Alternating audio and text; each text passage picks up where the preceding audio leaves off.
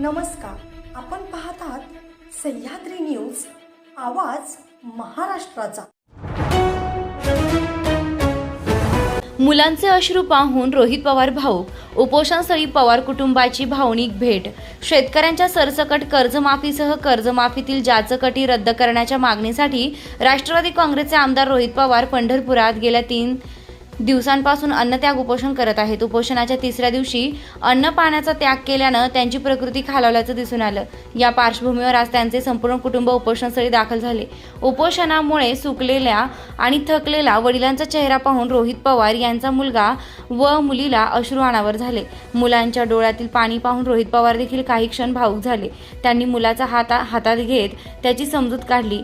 यावेळी पत्नी कुंती पवार, आई सुनंदा पवार आणि वडील राजेंद्र पवार उपस्थित होते। पवार कुटुंबाच्या या भावनिक भेटीमुळे उपोषणस्थळी उपस्थित कार्यकर्ते आणि नागरिकही हळवे झाल्याचं चित्र पाहायला मिळालंय।